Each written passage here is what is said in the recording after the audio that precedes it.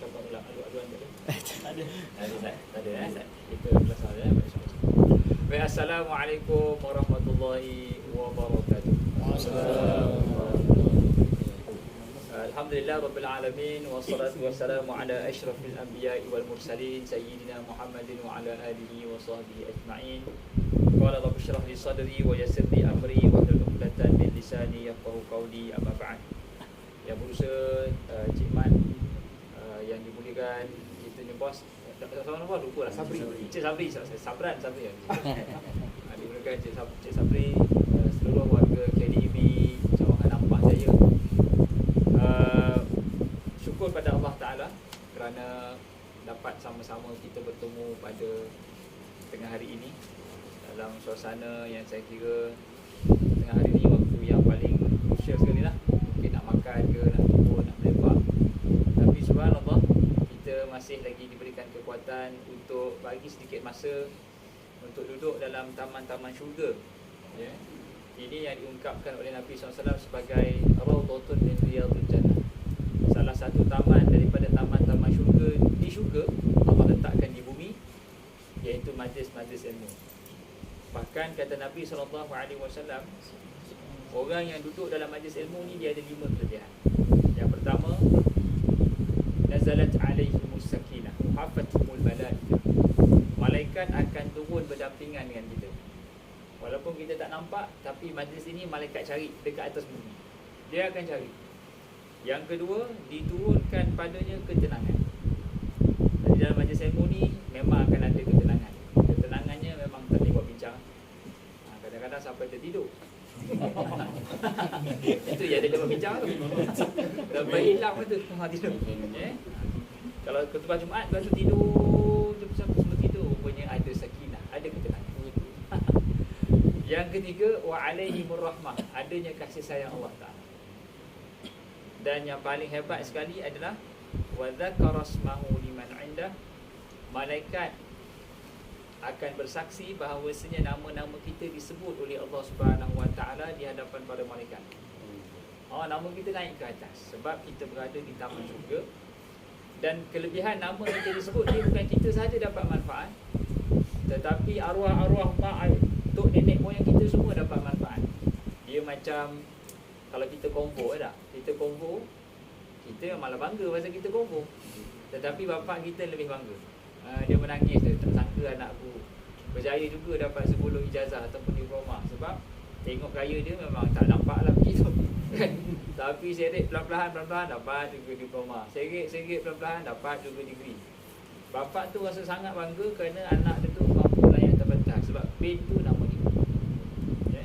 Begitulah umpamanya seronoknya arwah-arwah datuk nenek moyang kita yang ke atas tu apabila ada anak-anaknya berada di taman-taman syurga kerana nama mereka sedang disebut-sebut oleh para malaikat. Nama kita ni kira tengah viral ni, ya? Tengah viral ni. Jadi syukur pada Allah Ta'ala sebab Allah pilih. Baik, kita dah pun berada di 80 hari Ramadan. Nak masuk Ramadan ni tinggal 80 hari lagi, bukan 100 hari.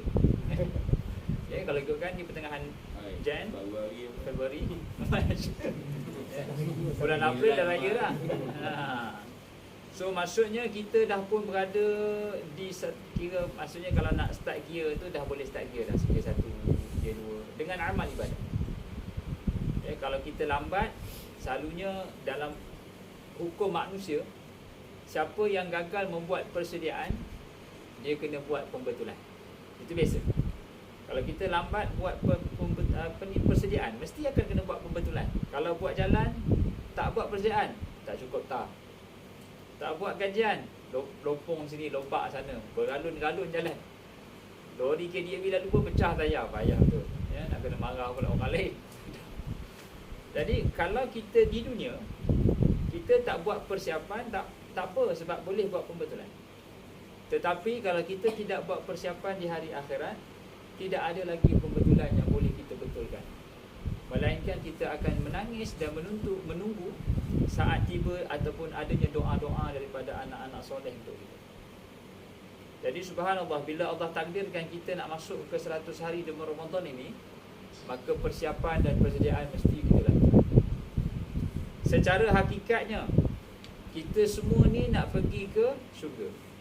Perjalanan kita ni bermula daripada alam roh, kemudian masuk ke dalam alam rahim ibu, kemudian masuk ke alam dunia yang kita ada ni, lebih kurang dalam 80-90 tahun kita nak spend masa di sini. Kemudian kita nak berada di alam barzakh, alam mahsyar, balik ke syurga. Syurga yang kita idamkan ni semua, dia benda yang berharga. Kalau tengok dekat dunia ni, benda yang berharga mesti kita bayar. Kereta BMW mahal, kita bayar. Sedangkan ada kereta Beza. Rumah 100,000 boleh dapat rumah banglo di kampung, tapi 100,000 Kuala tak dapat lah. Tak ada 500,000 juta, dia kira jangan pergilah, sewa pun. Maksudnya benda tu bernilai, maka kita bayar. Ada orang datang.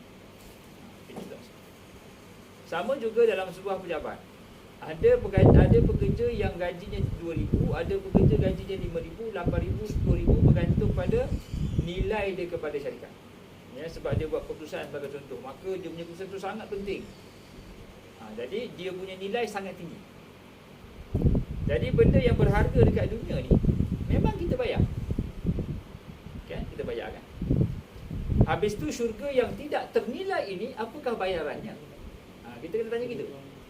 Sebab logik akal manusia, benda yang bernilai mesti dibayar. Habis tu syurga yang bernilai ni apa bayaran dia? Bayaran ke syurga namanya adalah mujahadah. Mujahadah ni ada dua situasi. Yang pertama, kita bermujahadah kerana susah. Susah, jadi nak kena buat apa? Mujahadah lah, sabar, kurang makan, tahan keinginan nak beli kereta, pasal duit tak ada. Bini kata, abang, jiran sebelah renovate rumah, sabarlah, kita duit pun tak ada. Abang, jual diskaun, sabarlah, duit tak ada. Itu dipanggil mujahadah di saat susah. Kalau dekat Langat tu, habis rumah runtuh, mujahadah dia sabar. Itu mujahadah. Ada satu lagi mujahadah, iaitu meningkatkan ibadat. Itu mujahadah juga. Daripada tak solat kepada orang yang solat, daripada solatnya akhir waktu kepada orang yang solat di awal waktu, daripada solat di awal waktu menjadi orang yang solat berjemaah di awal waktu, daripada solat berjemaah di awal waktu dia solat di masjid pula, daripada solat masjid dia datang awal, dia boleh jadi Bilal, dia boleh jadi Syiah, dia boleh macam-macam aktiviti dia buat di masjid. Ini dipanggil nilai bertambah. Kita nak naik pangkat pun kita kena tinggikan nilai. Dalam sebuah syarikat, dia nak tengok kita ni boleh naik pangkat tidak, kita ni boleh buat berapa banyak kerja dia buat. Kan? Syarikat dia akan tengok kita ni boleh buat semua, maka awak layak jadi tinggi sikit. Jadi kalau kita tidak mahu bermujahadah pada ibadat, berarti kita tidak membeli syurga. Kita bermalas-malasan, nak sembahyang, nak sembahyang sudah, kita bermalas-malasan, berarti syurga kita syurga yang sangat jauh, ataupun syurga yang sangat murah, ataupun kita tidak membeli pun syurga, kita tak pergi pun. Sebab itu dalam konteks kita nak pulang ke syurga ni, tuan-tuan sekalian, kita kena pandang macam kita nak beli benda yang sangat berharga. Jadi mesti ada bayaran. Jadi bila kita rasa nak kena membayar tu, biarlah mujahadahnya lebih sikit. Macam kita tanam durian musangking lah. Kita tanam nenas ke, durian ke, kobis ke, semua yang kita tanam ni mesti ada proses dia. Panasnya, bagi kelas cara menanam nenasnya, lepas tu pergi kursus, lepas tu cuba tak jadi, cuba lagi, lama-lama dapat tak nenas? Dapat. Maka begitulah proses mendapat syurga. Dia akan buat ibadat dengan penuh ketekunan dan kesakitan. Akhirnya nanti akan dapat syurga. Tapi tak dinafikan, dalam kita buat ibadat itu ada kala kita buat maksiat. Biasalah manusia. Tengah pegang tasbih pun kalau tengok minah lalu, Allah, pegang tasbih tu. Kan? Subhanallah, subhanallah. Panjang sikit subhanallah. Lain macam pula haji ni, kopiah kat kepala tu. Subhanallah, subhanallah. Tengah istighfar, astagfirullah. Panjang sikit. Itu tak, sebab manusia memang disifatkannya begitu. Dia kalau tengok benda yang seronok dengan nafsu tu, maka dia akan terus sangkut. Jadi mujahadah dia lawan nafsu tu. Sekali dia tengok, lepas tu istighfar. Jangan tengok sekali tapi melekat. Melekat je. Kan sekali tu kan ni rezeki ustaz katanya.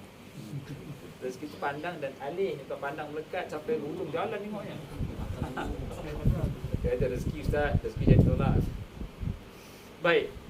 Jadi bila kita tanam pokok nenas, ada kalanya nak lalang tumbuh. Lalang tumbuh. Kita tanam durian mesangking, ada lalang tumbuh. Betul tak? Kita buat apa dengan lalang ni? Kita buang. Jadi begitulah hakikat sifat manusia. Bila kita buat ibadat, ada kalanya kita buat maksiat, maka kita bertaubat seumpama kita buang lalang. Tapi hakikatnya kita tanam nenas. Berbeza dengan orang yang tanam lalang lalu mengharapkan nenas. Buat apa tu cik? Saya tanam nenas tapi lalang banyak, nanti saya bersihkan. Lain berbeza. Buat apa tu cik? Saya tanam lalang. Apa harapan daripada lalang ni? Nanti tumbuhlah nenas. Boleh umpamanya begitulah manusia yang buat maksiat lalu mengharapkan syurga, tak akan berlaku. Manusia yang tak nak buat ibadat lalu mengharapkan syurga, tak akan berlaku. Tetapi manusia yang buat ibadat, sekali-sekala jatuh buat maksiat, maka jalan ke syurga itu tetap ada. Sebab itulah Allah datangkan bulan-bulan yang hebat ni, antaranya bulan Ramadan dan Mubarak. Untuk apa? Untuk sediakan satu platform meraihkan mereka yang bermujahadah. Meraihkan siapa? Yang nak mujahadah. Sebab tu ada dalam bulan Ramadan, orang tu macam tak ada apa-apa Ramadan tak. Ramadan saya ni macam biasa juga. Tidur pun banyak juga, makan pun macam tak kurang, berat tak turun-turun. Orang bulan puasa boleh turun berat. Ni bulan puasa nak tak turun berat. Kita pun tanya macam mana awak tak turun berat? Saya makan balas balik, kodok balik. Berbuka tu saya balun sahur, tengah hari, petang banyak makan masa berbuka puasa. Jadi memang tak akan turun berat badan sebab dia ganti balik apa yang dia tak makan. Jadi subhanallah, Allah jadikan Ramadan ini untuk meraihkan mereka yang bermujahadah. Sama ada kita pilih bermujahadah ataupun tidak, itu bergantung kepada kita yang decide. Kita yang pilih sama ada nak berada di dalam platform untuk mendapat syurga ataupun tidak mendapat syurga. Baik. Setelah kita tahu hidup ini adalah mujahadah, maka ada perkara yang perlu kita redha bila berlaku. Mujahadah ni maksudnya kita tahan. Bila susah kita tahan, bila buat ibadat kita pun tahan untuk buat yang terbaik. Bila ujian datang, nak dapatkan keredaan bertenang ini, dia perlukan hati yang cekal. Nak boleh bangun sembahyang subuh, nak boleh bertahan daripada puasa tak makan, nak boleh keluarkan zakat. Yang nak buat tu walaupun nampak tangan yang keluarkan zakat, mulut yang tahan makan, kaki yang berjalan ke masjid, sebenarnya semua itu dikawal oleh apa? Oleh hati. Oleh hati. Jarak manusia dengan masjid bukan kakinya mampu langkah ke masjid. Ada orang tak ada kaki pun boleh sampai masjid. Sembahyang atas kursi. Atas kursi masjid. Betul Ustaz. Kaki tak kuat ni. Masjid.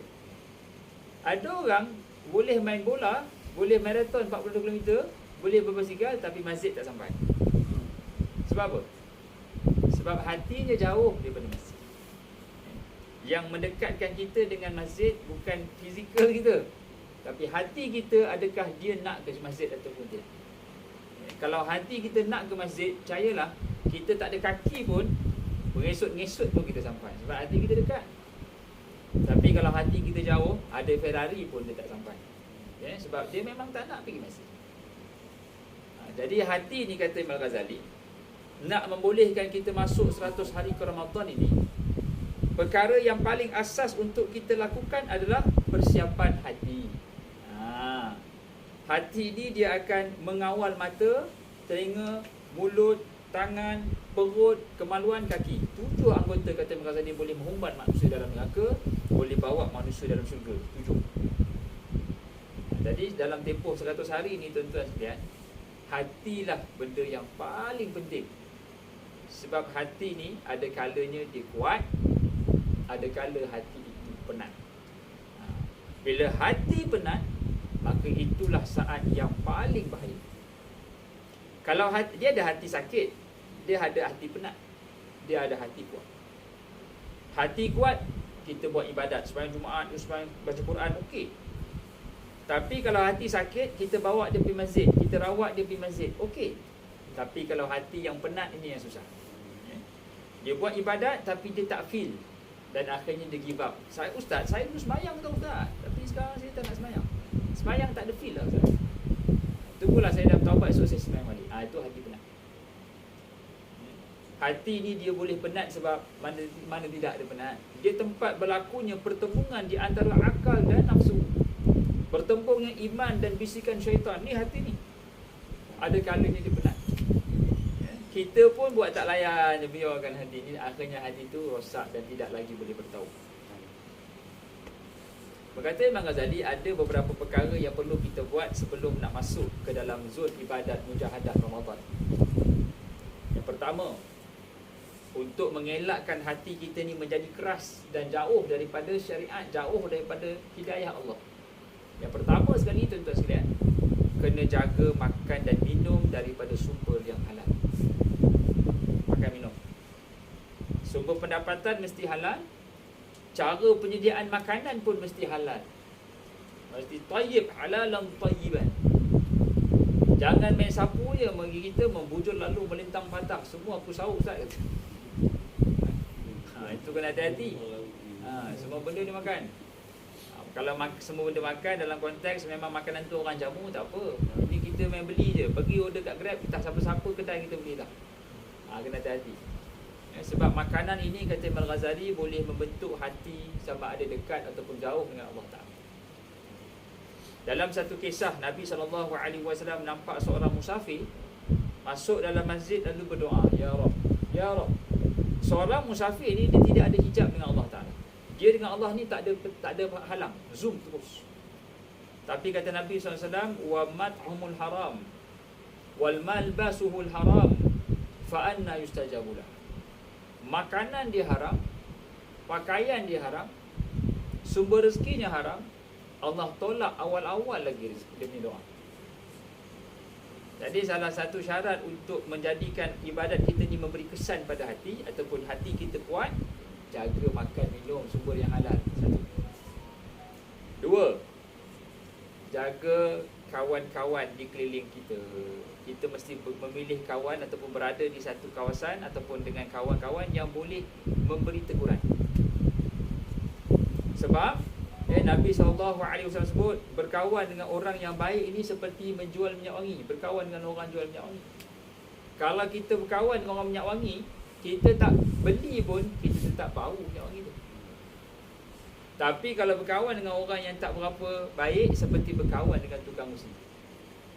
Kalau kita tidak buat proses besi tu pun, kita akan bau tengiknya bau besi tu. Dan bukanlah berarti kita tinggalkan kawan yang sedia ada, tidak. Kita mesti cari kawan yang baru yang boleh pimpin. Cuba tuan-tuan bayangkan, semua staf bayangkan dalam peristiwa Isra' wal Mi'raj. Bagaimana Allah Ta'ala datangkan watak malaikat Jibril sebagai pendamping Nabi. Jibril itu kata pendamping Nabi SAW daripada Mekah pergi ke Baitul Maqdis, daripada Baitul Maqdis pergi ke langit yang tinggi. Sepanjang masa Jibril akan berdampingan dengan Nabi. Jibril itu berfungsi sebagai kawan. Sebab hobi kawan inilah akan jadi hobi kita. Kadang-kadang kawan tu dia suka makan apa? Dia suka makan nasi lemak ujang kau baru. Dia bawa kita, jom lah aku pergi kau belanja kau nasi lemak. Dia bawa pergi kau baru. Pasal hobi kawan. Kalau hobi kawan tu main kaki bola sepak, kita main bola lah. Mainnya pasal dia ajak. Kawan tu kaki mancing, kita mancing lah. Paling kurang dapat ikan. Dia kata aku dapat ikan lebih, kau nak lah. Apa juga hobi kawan ni, esok kita akan dapat dia punya tempias. Begitulah dalam proses nak membentuk hati, kena selalu berdampingan dengan orang-orang yang baik-baik, antaranya di masjid, di kuliah agama, dengan syarahan agama. Ini salah satu proses nak bersihkan hati. Ini nak masuk Ramadan ni, kena bersihkan hati, kena spend sedikit masa duduk dalam majlis ilmu. Mesti buat. Bukan untuk orang lain, tapi untuk kita berada di madrasah Ramadan, untuk Allah raikan mereka yang bermujahadah. Dua, 3, kurangkan berkata-kata. Hati akan menjadi keras bila kita banyak bercakap. Kadang-kadang kita ni tak ada benda nak bercakap pun kita bercakap. Benda yang tidak bernilai, bila kita bercakap, dia akhirnya nanti memberi kesan pada hati. Jadi kena hati-hati ni. Jangan kita bercakap benda yang tidak memberi manfaat kepada hati ataupun kepada manusia lain. Kelak dia akan memberi kesan kepada hati jadi keras. 3, 4, 5. Selalulah didik kita buat sesuatu itu kerana Allah Ta'ala. Ikhlas. Ya, kita walaupun kalau kita depan bos, kita punya kerja lain sikit. Ya, tapi kalau belakang bos tak ada, kita punya action lain sikit. Betul kan? Ini biasalah, mana-mana pun sama. Ya, cuba tanya bos dulu masa staff bawah macam tu ke? Macam tu lah aku. Aku dulu macam tu juga. Bila ada orang, aku pun jadilah baik. Kalau tak ada orang, aku memang buta juga. Itu biasa, sifat manusia memang begitu. Tapi dia punya prinsipnya adalah kita buat sesuatu itu kerana penilaian Allah Ta'ala, bukan manusia. Kita akan jadi sangat baik. Contohnya kalau kita solat, pak mentua tengok. Siapa yang bujang? Semua dah kahwin. Ada yang bujang. Kita kalau solat, bapak mentua tengok macam mana? Ya Allah,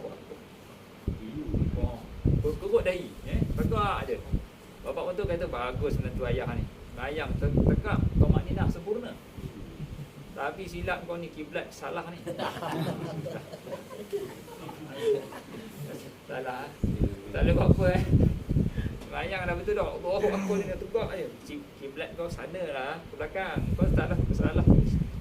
Di sejadah bapak dia saja, entah sejadah dia pun Allah Akbar sana. Kiblat dah.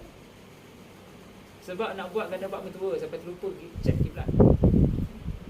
Bapak mentua pun test sekali lagi, cuba komat sikit. Boleh ya, komat memang saya punya favorite. Allahumma salli ala Muhammad. Pening. Jangan dia staff ni saya bukan staff KDB, tak apa. Jangan selawat dan ni orang komat selawat pula. Rosak betul menantu aku. Akhir tahun bini kata, abang dah 2 kali buat spoil lah. Ayah tak suka lah. Abang ni sembahyang kiblat berbalik selawat, orang suruh komat selawat pula. Balik ni akhir tahun jadi imam boleh tak? Bini sabar abang jadi imam. Abang kata tak ada masalah, abang imam okey. Abang test Fatihah, dia pun Fatihah pun okey. Balik kampung, ayah saya jadi imam. Silakan. Penantu ayah bagus, dah berubah ni.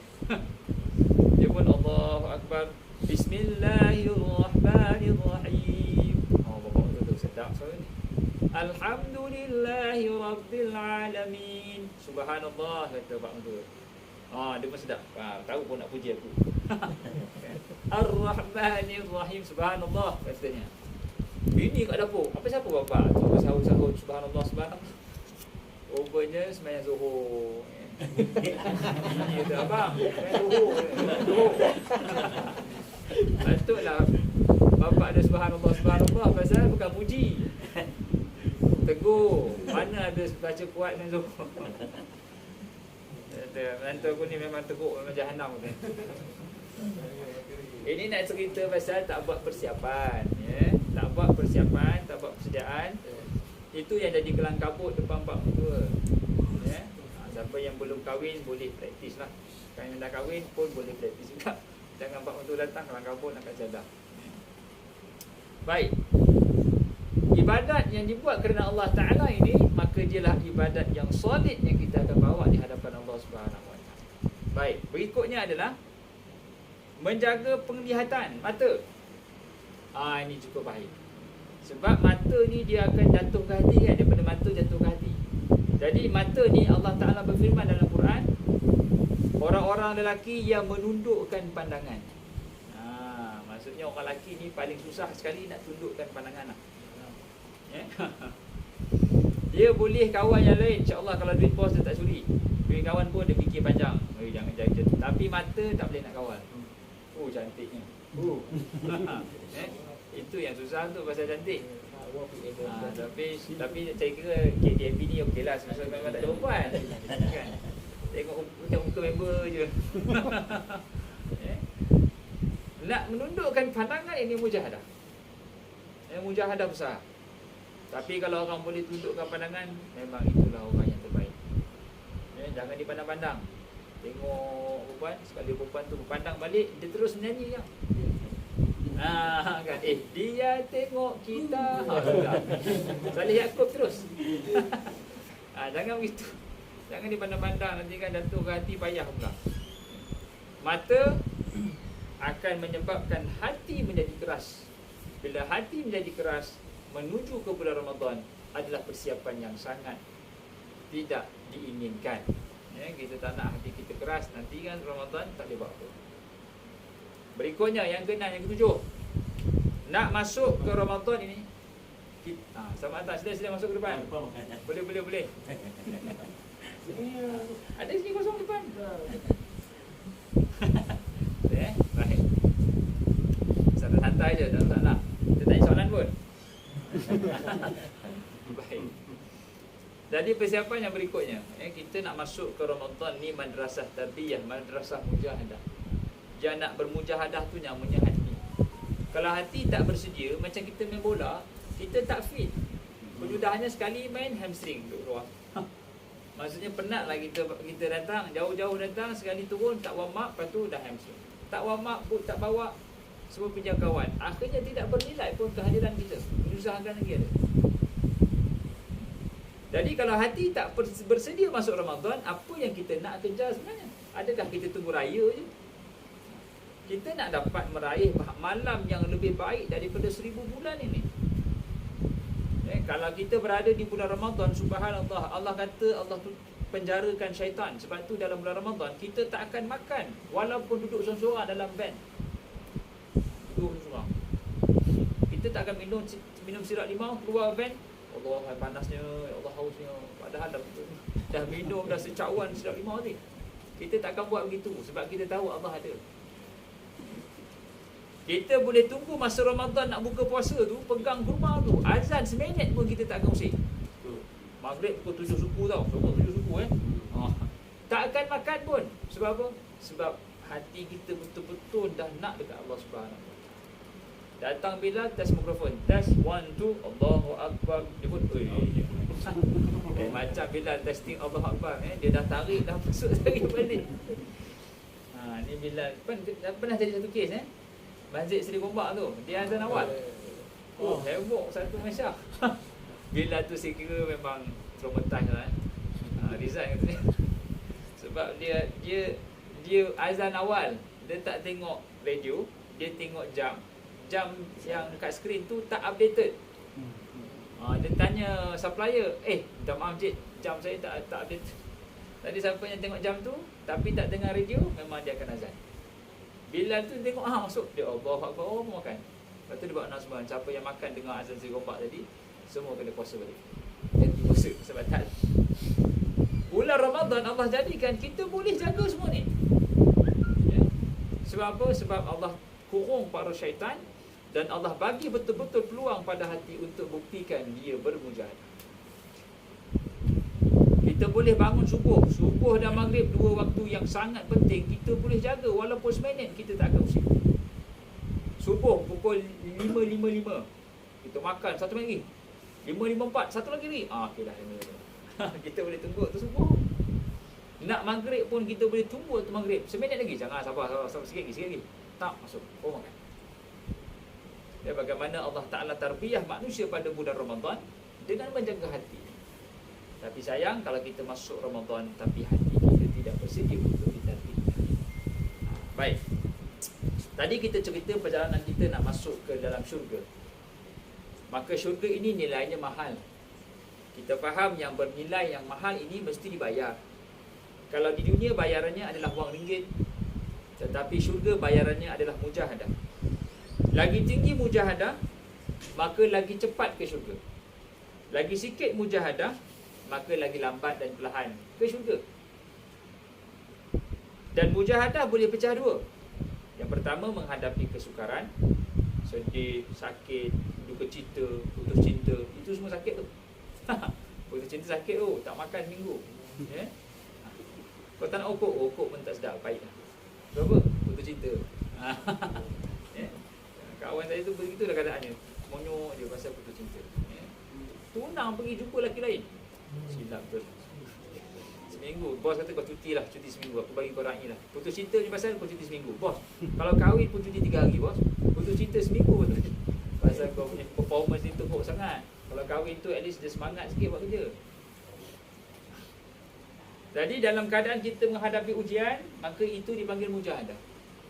Mujahadah yang paling utama sekali adalah mujahadah dalam meningkatkan ibadat.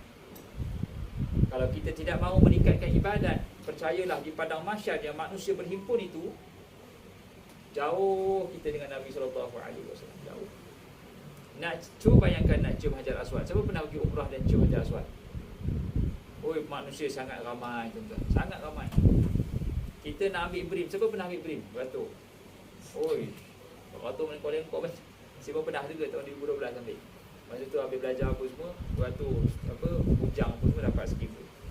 Sampai ke kaunter tu pakcik tu, mana boleh, nama aku tak ada. Aku dah memang isi dah kata. Lepas dia tukar IC, nama dia tak ada. Tahu tak dia kena duduk tepi tu, dia punya marah macam mana. Padahal dapat tu dalam RM300 je. Dia punya marah, macam mana aku boleh tak ada. Sedih dia. Peristiwa itu akan jadi lebih dahsyat bila mana kita berada di hadapan Nabi SAW. Tapi Nabi tak izinkan minum air Kausar. Nabi kata, engkau bukan umat aku, kau tak layak pun minum. Syurga aku tak ada. Situasi-situasi seumpama inilah yang sangat menakutkan kita. Kalau jumpa Nabi SAW, Nabi tak recognize, Nabi tak kenal. Pada masa itulah kita akan rasa dunia yang cerah itu menjadi gelap segelap-gelapnya, kerana tidak ada tempat lagi nak kita minta tolong, melainkan Nabi SAW sahaja yang boleh tolong. Jadi sebab itu tuan-tuan, nak masuk Ramadan ini, jangan kita sia-siakan setiap saat pun nak menuju ke bulan Ramadan. Persiapan mesti dibuat. Tadi itu persediaan hati. Persiapan apa lagi yang perlu dibuat? Persiapan ibadat. Nak masuk ke bulan Ramadan, 100 hari ke Ramadan ini, ingat tak dalam sembahyang tarawih kita pernah berdoa pada Allah? Apa kita minta? Allahumma inna nas'aluka ridhaka wal jannah wa na'udzu bika min sakhatika wan nar. Allahumma innaka 'afuwun karim tuhibbul 'afwa fa'fu 'anna. 5 benda kita minta pada Allah. Secara asas ni tuan-tuan, bila kita minta, kita mesti komit. Kalau dengan bos, saya kalau boleh nak cuti lah bos. Cuti raya, boleh? Isilah borang. Jadi tindakan kita buat apa? Isi borang. Bila dah minta, isilah borang. Bos, ingat nak naik pangkat lah bos. Boleh? Datang awal, balik lambat, kita siap. Meeting datang, jangan mula. Bagi gaji. Boleh wah, no problem. 3 bulan kau buat, aku bagi gaji. Aku bagi naik pangkat, no problem. Pasal memang ada satu pos kosong. Dah kau seorang je pun ada. Memang confirm naik pangkat. Tapi ingat 5 benda ni. Datang awal, balik lambat sikit, kita siap. Meeting datang, jangan mula. Beres bawah katanya. Kan? Tapi dalam tempoh 3 bulan yang dinilai itu, dia dah datang lambat, dia dah balik cepat, dia dah meeting tak pernah datang, dia dah manjangnya mula. Agak-agak naik pangkat tidak? Memang tak naik pangkat lah. Pasal dia minta naik pangkat, dia dinilai, dia tunjuk yang paling teruk perangainya. Begitulah Allah jadikan Ramadan. Allah bagi Ramadan bulan untuk berdoa. Dan Allah buktikan itu, dan Nabi SAW buktikan dengan kita mengaminkan doa pada setiap kali sembahyang tarawih. Allahumma innaka afuwun, kan lepas 4 rakaat, amin. 4 rakaat, amin. Apa maksud doa tu? 5 benda tadi. Kita minta Allah redha, kita minta Allah syurga, kita minta Allah jangan murka, kita minta Allah jangan campak dalam neraka, minta Allah kemaafan. Tapi sayang bila kita minta ke 5 benda ini, tidak ada tindakan susulan, follow up, tak ada. Apa artinya meminta tetapi tindakan kita jauh menyimpang daripada permintaan. Kita minta, contohnya kita bercinta dengan seorang gadis A, tapi bila meminang, kita minang gadis B.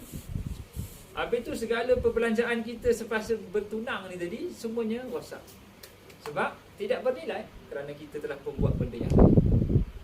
Jadi permintaan kita juga akan dianggap seumpama itu kalau kita tidak serius pada tindakan untuk doa itu dikabulkan. Jadi persiapan yang berikutnya bukan sekadar hati, Malah persiapan ibadat iaitu tindakan selari dengan permintaan. Di dalam Quran tuan-tuan, bila kita minta Allah sayang, minta Allah redha ni, dalam Quran dia ada 9 sifat orang yang Allah sayang. Ini adalah senarai semak kita semua ni, sebab kita yang mengaminkan doa imam. Kalau kita tak aminkan, itu jadi isu lain. Tapi sepanjang Ramadan ini yang kita minta. Jadi bila kita minta, kita kena tahu apa list yang perlu dibuat. Kita minta tender, jadi kita tahu apa benda yang tender tu expect kita buat. Contohnya, tuan-tuan lagi tahulah KDAB apa kena buat. Macam-macam lah facility saya kena buat. Saya tak tahu pun ni tugas saya. Jangan gitu, kita dah bagi. Bila kita minta Allah sayang, ada 9 karakteristik manusia yang Allah letakkan pada kita untuk disayangi. Yang pertama, Allah sayang orang yang muhsinin. Innallaha yuhibbul muhsinin. Allah sayang orang yang muhsinin. Muhsinin ni maksudnya orang yang suka buat baik. Walaupun tak ada orang tengok, dia tetap buat baik. Ni tinggi, nilainya tinggi. Kita kalau buat baik, selalunya kalau ada orang tengok. Kalau tak ada orang tengok, perangai kita macam tu jugalah. Tapi kalau ada orang tengok, bos tengok, kita akan jadi lebih baik. Begitulah sifat yang mesti kita kena ada nak masuk Ramadan, sebab kita ni selalu diperhatikan oleh Allah Subhanahu Wa Taala. Kita ada 2 orang malaikat ni, kiri dan kanan. Ma yalfidhu min qawlin illa ladayhi raqibun atid. Tidak terlafaz kalimah ni melainkan rakib dan atid ni duduk catat apa yang kita buat. Jadi rugi kalau kita ada peluang dan masa tapi kita tidak melakukan sebaik mungkin. Boleh 1. 2. Innallaha yuhibbut tawwabin wa yuhibbul mutatahhirin. 2 sifat Allah gandingkan dalam satu ayat. Allah sayang orang yang banyak bertaubat, Allah sayang orang yang bersih. Sifat yang kedua iaitu banyak bertaubat. Kita nak masuk Ramadan ni, sifat taubat yang ada pada para anbiya mesti kita pegang sungguh-sungguh. Nabi-nabi beristighfar walaupun mereka tidak berdosa. Nabi Yunus beristighfar di saat dia berada dalam perut ikan, di malam yang gelap, dalam perut ikan yang gelap, di dasar laut yang gelap, dia beristighfar. Apa istighfar Nabi Yunus? La ilaha illa anta subhanaka inni kuntu minaz zalimin. Nabi Adam AS beristighfar di saat dia turun ke bumi daripada syurga, turun ke bumi, beristighfar dan Allah Ta'ala terima. Nabi Muhammad SAW beristighfar sehari semalam tak kurang 100 kali. Jadi kalau Nabi kita yang tidak berdosa ni istighfar 100 kali, dan itu pula amalan orang yang Allah sayang, maka kita kena istighfar sehari 100 kali. Target hari-hari atas motor tu astagfirullah, astagfirullah, astagfirullah. Ataupun biar ada tempo sikit, astaghfirullah rabbal baraya, istighfar. Sampai main bola boleh, astaghfirullah minal khutu. Member sepak jauh, astagfirullahalazim, bola tak sampai bang. Kan nak kejar tak larat ni. Ya, pergi pasar malam bersama kan, tengok astagfirullahalazim, mahal sangat harga ni.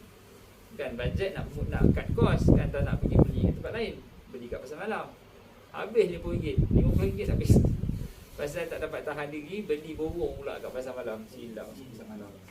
Bajet nak jimat langsung berbelanja beli. Istighfar. Ya. Bawa motor istighfar, astaghfir. Orang potong, astagfirullahalazim. Oi, balik langkah. Kita marah orang kan. Tapi kita istighfar jugalah atas motor, astagfirullahalazim. Ini semua adalah cara untuk kita menyampaikan maksud istighfar sebanyak 100 kali. Jangan tunggu lepas sembahyang, astagfirullah, astagfirullah. 3 baru. Nak kejar 100. Maka jadikan setiap ibadat, setiap tindakan kita tu ada elemen istighfar. Wa yuhibbul mutatahhirin. Allah sayang orang yang pembersih. Sifat yang ketiga, sebagai tindakan postmortem di atas doa kita sepanjang Ramadan tahun lepas, kita jadi orang yang pembersih. Bersih tak bersih, kita kena pastikan kita sentiasa suci lah sekeliling itu. Jangan duduk dalam environment yang mungkin kotor, yang ada najis. Salah satu sebab jin datang ataupun gangguan jin makhluk halus datang pada seseorang itu kerana dia pengotor. Saya pergi rumah orang, pergi berubat, perubatan Islam. Ya Ustaz, saya kena gangguan jin. Saya pun datang rumah, tengok situ ada kucing, situ ada tai tikus, situ ada tai kucing. Saya cakap, abang kena bersih dulu. Kena bersih ni semua dulu. Kalau tidak, jin bertinggi. Buatlah macam mana, buanglah jin daripada badan pun, esok datang balik. Pasal najis bersepah-sepah. Bukan najis orang lah, najis kucing. Kerana kotor. Sifatnya Allah sayang adalah orang yang pembersih. Tak cukup dengan itu, malah antara amalan Saidina Bilal bin Rabah sampaikan tapak kakinya naik ke syurga. Apa amalan Bilal? Amalan Bilal adalah berwuduk. Berwuduk ni amalan syurga. Amalan membersihkan diri dengan banyak berwuduk ini sampai Bilal kakinya di syurga. Jadi rugilah kalau kita masuk Ramadan ni kita tak nak test untuk menjaga wuduk. Sebab kita tak kencing dah. Pasal minumnya sikit, makannya sikit, jadi kencing pun kurang. Wuduk jaga. 3. 4. Inna Allah yuhibbul muqsitin. Allah sayang orang yang adil. Adil pada setiap tindakan kita, itu adalah sebagai tindakan ataupun postmortem daripada lafaz janji doa di hadapan Allah pada bulan Ramadan yang lalu. Maksudnya adil pada anak, adil pada isteri, adil pada suami, adil pada mak ayah. Ini tidak, kita kalau dengan kawan berhabis duit tak apa, nafkah isteri tak bayar pun. Siapa yang dah kahwin, nafkah isteri wajib dibayar walaupun RM10. Walaupun gajinya lebih mahal daripada kita, tetap kena bayar sebagai pelepas nafkah. Ni sampai mengadu, Ustaz, suami saya tak pernah nak belanja saya. Baju saya ni pun saya beli sendiri. Dia diokok, dia boleh beli. Saya ni contoh. Nafkah bini wajib Wajib. Wajib sangat. Kalau tuntut di mahkamah, dia boleh claim backdated. Berlaku kes perceraian, isteri boleh claim segala duit yang dia pernah gunakan atas diri sendiri kalau suami tak pernah bagi duit. Kena adil dengan isteri. Kita pergi main bola habis berapa ringgit, pergi mancing beli basikal, pergi beli bebut bola. Jadi nafkah isteri itu sangat penting untuk diutamakan. Kerana itu nafkah. Kalau bertembung permintaan emak dengan nafkah isteri, wajib nafkah isteri dulu, bukan permintaan mak. Sebab permintaan mak wajib ditunaikan oleh ayah, bapa. Lepas itu nafkahnya kita, isteri, anak. Kalau isteri perlukan duit sikit untuk pergi kelas agama, kelas mengaji, wajib itu lagi. Jangan kita utamakan benda-benda yang seronok-seronok sampai agama kita tergadai. Allah sayang orang yang adil. Dan subhanallah, banyak lagi sifat-sifat yang Allah Ta'ala rakamkan dalam Quran yang perlu kita sama-sama raikan. Saya kira tuan-tuan mesti buat tindakan sekarang, persiapan dari sudut post-mortem lepas Ramadan ataupun nak masuk ke Ramadan yang akan datang. Dan yang saya kira yang terakhir, persiapan apa yang perlu tahu, iaitu persiapan ilmu. Tadi persiapan hati. Kemudian yang kedua, persiapan tindakan. Yang ketiga, persiapan ilmu. Kena tahu hukum hakam puasa. Kena tahu perkara-perkara yang membatalkan puasa. Nanti kan masuk Ramadan, dah Ramadan baru tahu, Ustaz, korek hidung batal ke tak? Benda yang kita dah bincang saban tahun, sekarang dah kena buat post-mortem. Ustaz, korek hidung batal ke tak? Korek hidung, ya ke batal? Batal lah Ustaz, jangan korek hidung. Tak hidung dah terdetai lah. Ustaz, saya tak tahulah nak buka puasa Ustaz. Ni tengah jam ni kat Federal Highway. Ni dah pukul 7 dah ni, maghrib 7:05. Saya tak tahu dah nak makan apa. Makan tak hidung boleh tak? Ada korek tak hidung dah makan. Sebab nak buka puasa punya pasal. Teruk benar lah. Dah tahu Ramadan nak masuk buka puasa, taklah permalan kita. Ni dia makan tak hidung. Jadi banyak benda yang perlu kita buat persiapan, khususnya bab ilmu. Ya. Contohnya kadar kitaran haid bagi seorang wanita, bagi yang dah kahwin suami-suami. Isteri kita tak puasa sebab dia jahil kerana kitaran haidnya. Saya pernah nak nikahkan orang, saya tanya budak tu, adik tahu tak apakah kadar minimum seorang perempuan kitaran haidnya? Minimum. Kalau maksimum minimum maksimum ni macam minyak motor bang. Minyak motor saya tahu, minyak perempuan saya tak tahu. Kau ni macam mana jadi suami nak kahwin ni? Kadar kitaran haid bagi seorang wanita mesti wajib tahu. Dia kelentong ni kita, saya tak suci, saya masih lagi dalam keadaan haid. Sebulan cuti. Saya tanya, macam mana awak boleh sebulan cuti haid? Sebab saya darah lah cuti. Kalau lebih 15 hari dah dikira darah penyakit istihadah. Kena wajib dah puasa dan solat. Ya ke? Suami kamu tak cakap apa? Suami saya ni muncullah berdarah tu tak puasa tu. Dia tak berdarah pun tak puasa. Aduh, salah suami. Kena hati-hati. Jangan spoil lah kan. Masalahnya begitulah, ilmu tu kita tak berikan peluang ataupun kita tak bagi masa untuk diri kita buat mujahadah tadi. Ilmu kena ada lah. Pergi buka sekarang ni mudah, saya kira YouTube pula. Ni macam puasa, apakah fiqh puasanya? Baca perkara yang batalkan puasa, rukun puasa, sampailah perkara sunat dalam berpuasa. Gosok giginya, lambatkan sahurnya, cepatkan berbuka, makan dengan kurma dulu, makan manis-manisan dulu, banyakkan infak di bulan Ramadan. Itu semua kena prepare awal, sebab kita nak masuk bulan Ramadan yang ada padanya malam lebih baik daripada 1000 bulan. Rugilah kalau Allah nak bagi bonus tapi kita tak raikan. Rugilah Allah raikan orang yang nak bermujahadah sebagai bypass jalan yang panjang di padang mahsyar ini. Tuan tahu tak berapa lama kita nak duduk di padang mahsyar?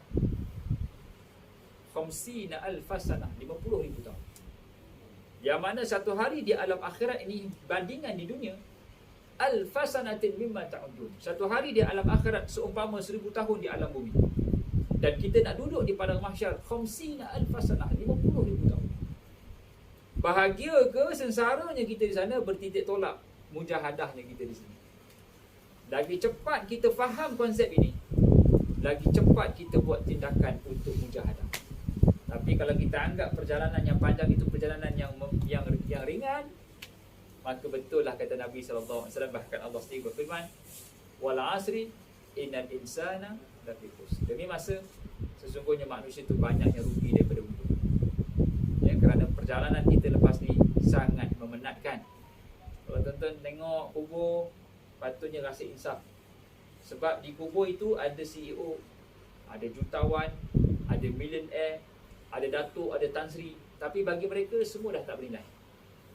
Kita masih lagi ada nilai, iaitu ada lagi masa untuk beristighfar walaupun sekali. Jadi kita walaupun rasa kita tak berduit, kita mungkin cukup makan, kita lebih kaya daripada orang yang berada di dalam kubur sekarang. Sebab dia minta pada Allah untuk pulang ke dunia, Allah tak bagi.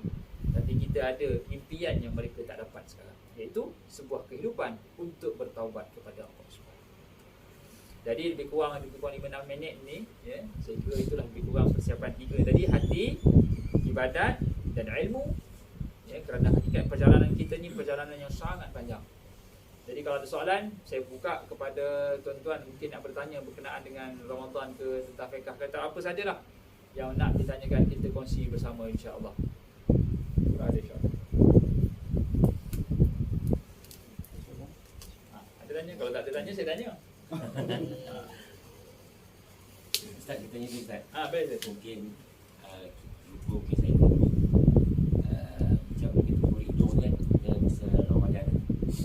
Tahap macam mana kita boleh hidung tu? Boleh hidung ada di tepi dalam, ada tidak korek hidung sampai hayal. Lupa juga korek telinga. Baik. Secara asasnya, perkara memasukkan sesuatu ke dalam rongga badan adalah perkara yang membatalkan puasa. Tetapi ulama perbahas rongga yang macam mana. Rongga yang sampai ke peringkat mana? Ulama bahas rongga yang sampaikan maksud kenyang di perut. Itu maksudnya. Contohnya kita cucuk insulin masuk, kita masuk pipe, straw tu kan sampai. So yang boleh menyampaikan maksud kenyang, cucuk insulin boleh kenyang. Masukkan air boleh kenyang. Jadi itu maksud rongga. Cuma konteks korek hidung dan korek telinga, adakah itu boleh dianggap sebagai membatalkan wuduk dengan memasukkan sesuatu ke rongga badan? Jadi ulama yang mengambil pendapat yang agak longgar, antaranya mazhab Syafi'i yang mutaqaddimin yang lebih awal ini mengatakan kalau tai hidung ataupun membersihkan hidung di sini di luar ni, maka hukumnya harus. Maksudnya di kawasan ni. Maksudnya kalau kita tengok muka gitu memang akan nampak sedikit angle lubang hidung tu. Maka di situ boleh kita masuk. Tu boleh. Tapi kalau kita korek sampai mata hitam pun hilang, payah sikit. Mata hitam pun hilang. Kita boleh dah tak ada buat bincang. Sama juga korek telinga. Korek telinga ni hanya di luar saja boleh. Yang nak malam boleh lah korek sebenarnya. Siang tak payahlah kata sangat nak korek. Ni siang mata hitam pun hilang juga. Ni payah cerita ni.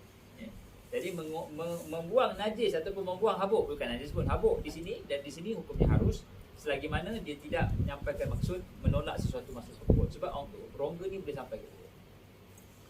Contohnya kalau dia semput asma, dapat inhaler, itu boleh sampai ke perut. Tapi secara asasnya dia sampai paru-paru dulu sebelum turun ke perut. Jadi bila sampai paru-paru, dia tak sampai ke perut, maka hukumnya harus, kata sebagian ulama. Ya. Jadi boleh dah bersihkan. Kalau kita menjedut air tu, menjedut air juga sama, memasukkan air ke dalam hidung. Kan, wuduk komo-komo, sedut sikit. Sikit je boleh. Ataupun nak mudah, kita ambil jari kita sebagai syarat untuk masukkan air. Ni kan sudut sampai ke otak pula. Kan? Itu dia macam sudutnya. Jadi harus untuk masukkan air ke hidung, tapi jangan sampai melepasi rongga besi, rongga tulang. Ni tulang. Ni tulang. Jangan sampai tulang. Maksudnya, cuma mungkin soalan bila bersahur kan, bila kita sahur tu tengah azan. Azan dia ada waktu imsak. Waktu kita boleh tidak makan waktu imsak. Imsak selalunya 10 minit sebelum azan subuh. Imsak ni adalah maksudnya tahan. Masakan maksudnya pegang, tahan. Imsak menahan diri daripada makan sebab berjaga-jaga pada waktu subuh. Jadi hukumnya boleh makan waktu imsak. Cuma jangan maksudnya berhati-hatilah sebab ada kebarangkalian boleh masuk waktu subuh lah. Jadi kita berjaga-jaga. Kalau waktu imsak tu kita baru terbangun, boleh ambil 1 kurma 2 kurma makan. Ya? Tapi untuk kita layankan lagi sampai ke waktu subuh, maka di situ hukumnya makruh lah. Patutnya baik imsak tu kita dah kena get ready untuk berpuasa dengan niat, dengan bawa diri untuk makan. Tapi boleh makan kalau kita baru bangun. Tapi kita dah bangun lama, sengaja nak layan waktu imsak dengan makanan. Patutnya waktu imsak tu kita banyak mengaji. Kalau kita berbuka kerana salah dengar azan, kita macam tadi lah kat Seri Gombak tu, kita makan sebab azan. Sekali tak masuk lagi dah, baru pun 6 lagi. Bila tu pening kot, pun 6 dia azan. Maka wajib qada. Wajib qada. Dan perkara yang makruh pula, tidur banyak. Tidur banyak makruh puasa. Lepas sahur tidur sampai ke zuhur. Zuhur tidur lagi. Bangun asar. Itu pun bini marah. Abang, bangun abang. Lepas tu bini, dia pergi bazar Ramadan.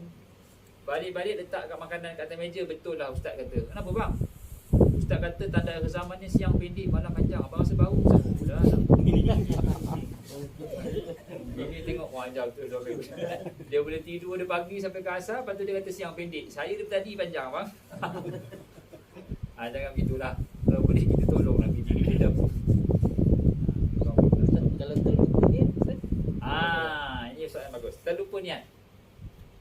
Kalau ibadat ni sepatutnya kita kena niat. Tapi kita tak niat, jadi tak sah puasa. Sebab tu niat penting.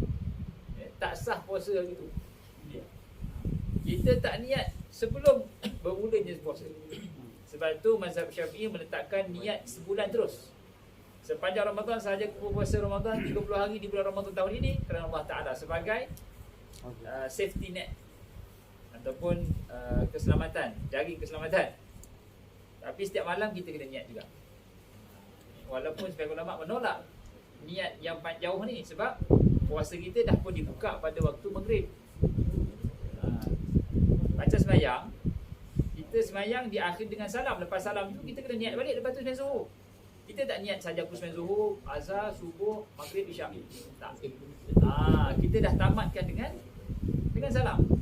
Sama juga dengan puasa, kita dah tamatkan dia dengan berbuka. Jadi bila nak puasa balik kena niat. Jadi niat sebulan adalah perkara yang dikhilafkan. Berhati-hati saja sebenarnya. Tapi sepatutnya kita kena niat setiap hari. Setiap hari kena niat. Kalau tidak, puasa kita tidak sah. Tapi still kita tak boleh makan lah. Walaupun tak sah, kita tak boleh makan depan orang. Tangkap Cik Jais kan. Tak boleh lah. Betul tak? Okey. Tak faham lagi Ustaz. Kita dah puasa niat sebulan. Ya. Kan? Ah, Tapi dalam masa yang sama kita kena niat juga. ya. Maksud saya kita dah Dah jaga dah. awal tadi aku niat berpuasa sebulan Ramadan.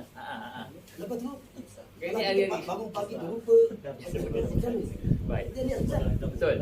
Secara asasnya, ya, niat memang setiap hari. Yang wajibnya adalah niat setiap hari. Itu wajib. Sebab setiap ibadat rukun puasa adalah niat. Rukun puasa niat ya.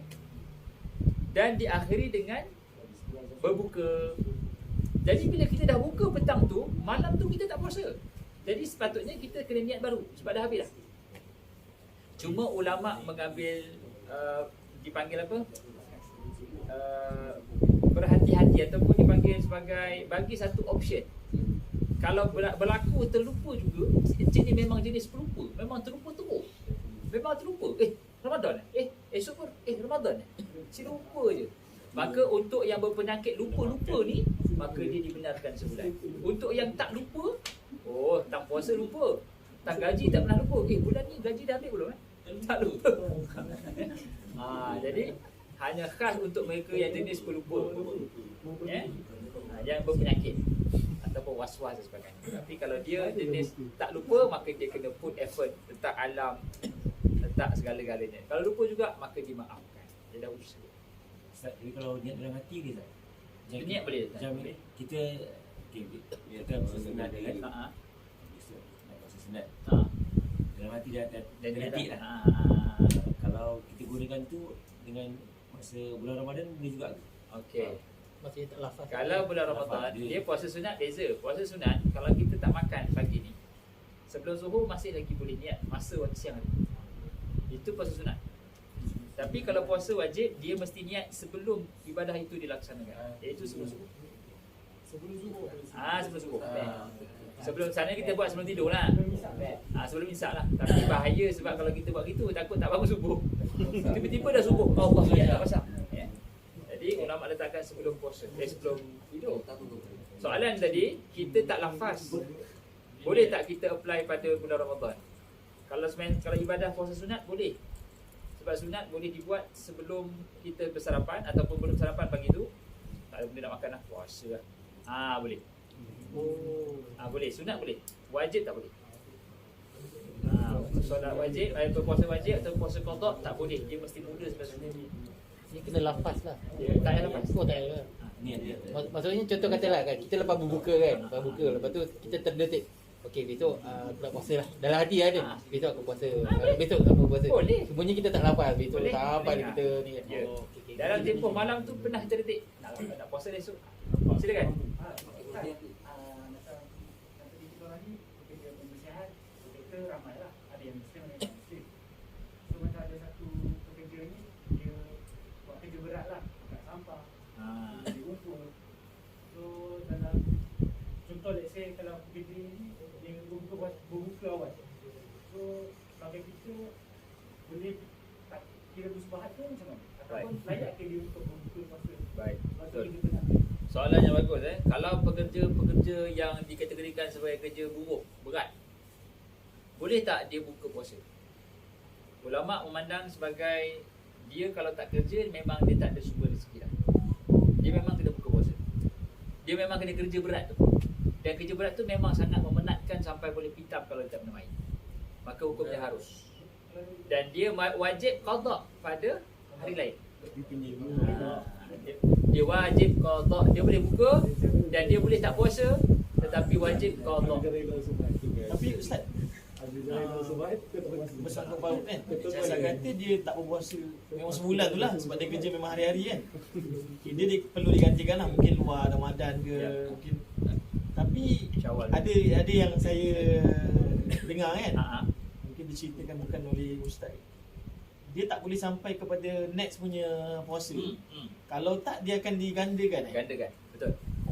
Puasa yang dah tinggal tahun ini, dia mesti selesaikan ganti tahun itu juga. Kalau tak digandakan, Kalau tidak nanti dia akan bawa dosa, dia kena ganda dua. Jadi kalau tidak sampai bila-bila lah dia tak ganti. tapi kalau misal kata Waktu yelah masing-masing punya cerita dulu kan. Ada tinggal 2 hari, 3 hari. Macam mana nak digantikan tu? Kalau masa dulu-dulu tengah jahil kan, puasa ni Allah sebut dalam Quran, kalau kamu tinggal, kamu kena ganti. Memang kena ganti.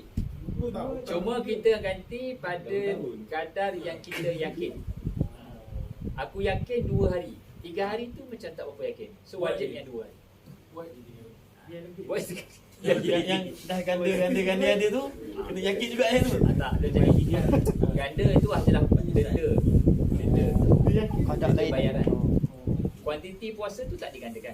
Yang digandakan adalah bayaran denda. Fidyah. Jadi boleh ganda, boleh puasa ikut hari yang kita yakin. Kalau yang tak yakin, bertaubat. Surat taubat. Yakin 2 hari. Dia tak bukanlah kalau tak masa kita dah 15 tahun dulu tinggal 12 kali 5, 15 kali 2 tak, bukan. Yang berganda adalah denda yang dia nak bayar. Niatnya gajilah saja aku puasa esok ganti. Saja aku berpuasa pada esok hari menggantikan puasa. Menggantikan puasa wajib atas diri bukan Allah tak. Bila bang punya? Kalau interest ni dah banyak ni. Ustaz, ini ada satu keraguan juga lah. Silakan. Itu yang kita nak tu. Macam keraguan kan? Macam kawan saya ni, dah kebiasaan lah. Dia buat ni. Maknanya dia punya hak tu, dia selalu telan. Dia tak buang, dia telan.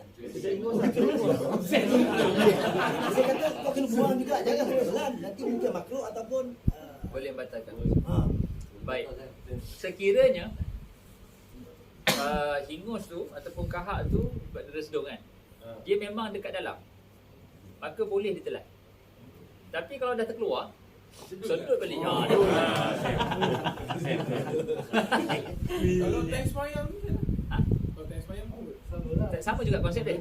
Benda yang dah memang di dalam tak ada masalah. Tapi benda yang dah terkeluar, dia tarik ke dalam, tu problem. Sebab dia memang di dalam.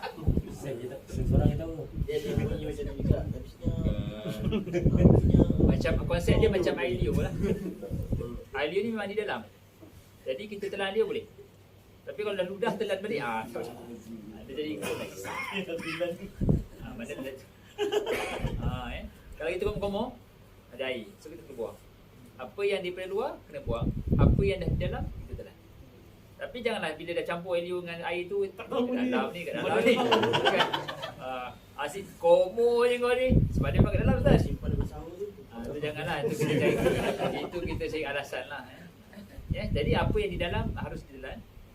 Kalau dia dah di luar, maka buang. Bagi rupanya boleh. Bila itu dulu Ustaz. Ini berlaku biasa berlaku pada orang bujang lah. Orang dah kahwin ni mungkin sekali lah. Maksud saya ni dah on time mungkin jarang lah kan. Apa tu? Bangun-bangun pagi basah Ustaz. Tapi lepas subuh dah solat subuh dah. Saya dah relax sejak dalam 7 lebih ni hari minggu lah. Kita pun tidur dah sejak. Rehat. Betul. Terjadi benda macam Betul tu. mimpi.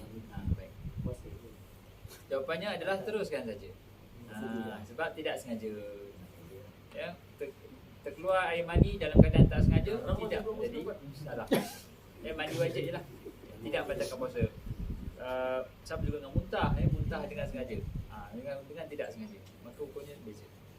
Sama juga dengan Kadang-kadang tu dia kata, mana tak jadi dengan si Hanu pula contoh. Dah kenal-kenal dia lah. Kenal mati jadi. Kenang-kenang mahal tu. Jawapan dia, boleh teruskan puasa. Mandi saja wajib, teruskan puasa. Sebab dia tidak dikira sebagai sengaja. So sama macam kalau dah berkahwin tu, dah bersama sebelum tu kan, tak mandi kita pula. tak mandi sebab telah terlepas subuh. Tahu dah pukul 8 contohlah. Okey. Kalau begitu, sama juga. Sebagai ulama mengatakan dia consider sebagai sama. Sebab Nabi SAW pernah meneruskan puasanya dalam keadaan dia masih lagi berhadas. Dia bangun pagi terus puasa. Jadi mandi wajib. Cuma mungkin sebab kita bersama tu atas pilihan. Kalau kita bermimpi tu kita tak ada pilih. Di situ ulama khilaf. Tapi sepatutnya kita mandi sebelum azan lah. Betul kita kena pastikan kita dah suci, sebab ada kebarangkalian kita akan berpuasa terus. Sepatutnya kita mandi. Tapi kalau itu yang berlaku di luar kawalan, maka teruskan puasa tapi mandi wajib. Jadi saya kira bergurau begitulah. Menuntut ilmu ni wajib, maka bulan Ramadan ni pastikan kita buat persiapan untuk menghadapi Ramadan. Jadi apa yang baik itu pada Allah Ta'ala, yang kurang itu kelemahan diri saya. Aku lupa tasma'un, aku lupa qawli hadza wa astaghfirullahaladzim wa lakum. Wassalamualaikum warahmatullahi wabarakatuh.